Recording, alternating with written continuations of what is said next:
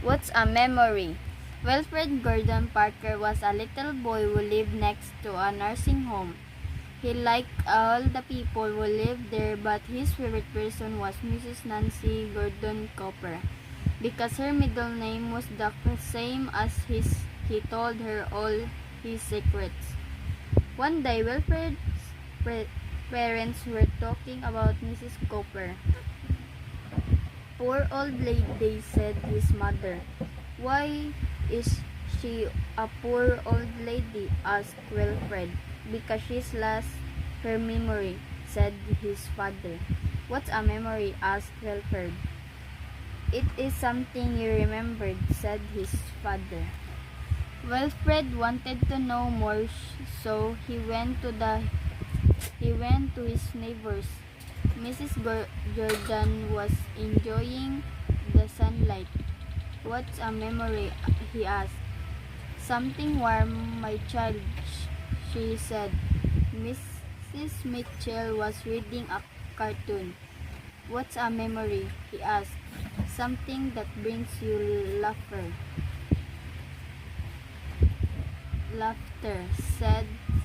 she said. Mr. Hunter was cleaning his medal. It's something as precious as gold, young man, he said.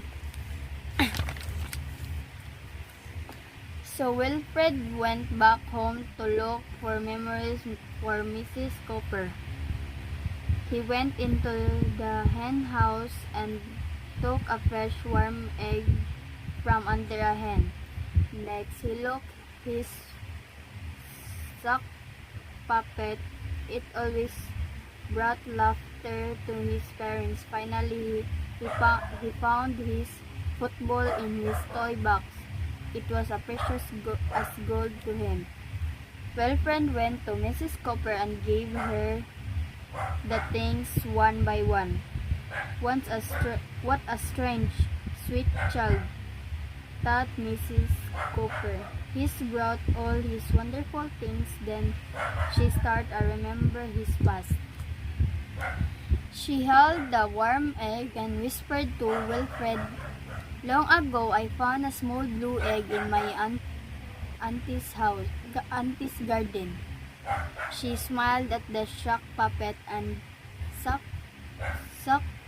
and remembered performing a puppet show for her sister. My sister laughed a lot, said Mrs. Cooper. She bounced the football to Wilfred and remembered him.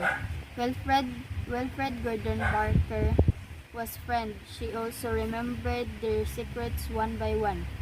The two smiled at each other. Mrs. Cooper got her memory back thanks to the little boy with the same middle name as hers.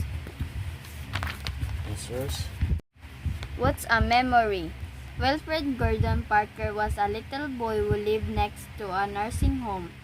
He liked all the people who lived there, but his favorite person was Mrs. Nancy Gordon Cooper. Because her middle name was the same as his, he told her all his secrets. One day, Wilfred's parents were talking about Mrs. Cooper. Poor old lady, said his mother. Why is she a poor old lady? Asked Wilfred. Because she's lost her memory, said his father. What's a memory? Asked Wilfred. It is something you remembered, said his father. Wilfred wanted to know more, so he went to his neighbors. Mrs. Jordan was enjoying the sunlight. What's a memory? He asked. Something warm, my child, she said. Mrs. Mitchell was reading a cartoon. What's a memory? He asked. Something that brings you laughter,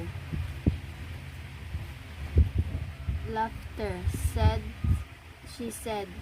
Mr. Hunter was cleaning his medal. It's something as precious as gold, young man, he said. So Wilfred went back home to look for memories for Mrs. Cooper.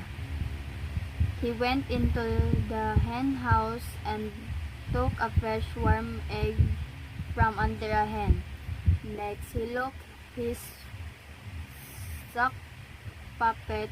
It always brought laughter to his parents. Finally, he found his football in his toy box. It was as precious as gold to him. Wilfred went to Mrs. Cooper and gave her the things one by one. What a strange, sweet child, thought Mrs. Cooper. He's brought all his wonderful things. Then she started to remember his past. She held the warm egg and whispered to Wilfred, "Long ago, I found a small blue egg in my auntie's garden." She smiled at the sock puppet and remembered performing a puppet show for her sister. "My sister laughed a lot, said Mrs. Cooper. She bounced the football to Wilfred and remembered him. Wilfred Gordon Parker was friend. She also remembered their secrets one by one. The two smiled at each other. Mrs. Cooper got her memory back thanks to the little boy with the same middle name as hers. What's yours? What's a memory? Wilfred Gordon Parker was a little boy who lived next to a nursing home. He liked all the people who lived there, but his favorite person was Mrs. Nancy Gordon Cooper. Because her middle name was the same as his, he told her all his secrets. One day, Wilfred's parents were talking about Mrs. Cooper. "Poor old lady," said his mother. "Why is she a poor old lady?" asked Wilfred. "Because she's lost her memory," said his father. "What's a memory?" asked Wilfred. "It is something you remembered," said his father. Wilfred wanted to know more, so he went to his neighbors. Mrs. Jordan was enjoying the sunlight. "What's a memory?" he asked. "Something warm, my child," she said. Mrs. Mitchell was reading a cartoon.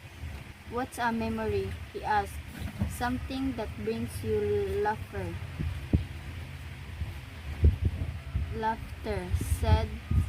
she said. Mr. Hunter was cleaning his medal. "It's something as precious as gold, young man," he said.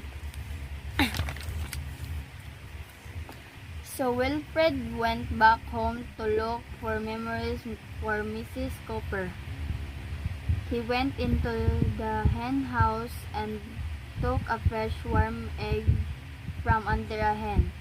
Next, he looked his sock puppet. It always brought laughter to his parents. Finally, he found his football in his toy box. It was as precious as gold to him. Wilfred went to Mrs. Cooper and gave her the things one by one. What a strange, sweet child, thought Mrs. Cooper.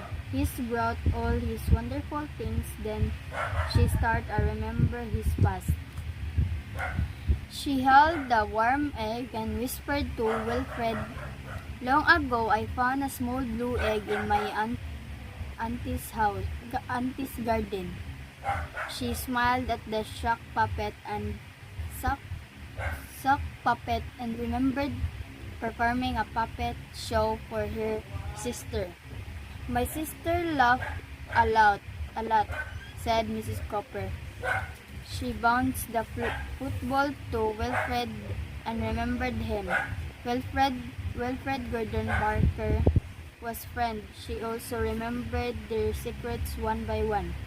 The two smiled at each other. Mrs. Cooper got her memory back thanks to the little boy with the same middle name as hers.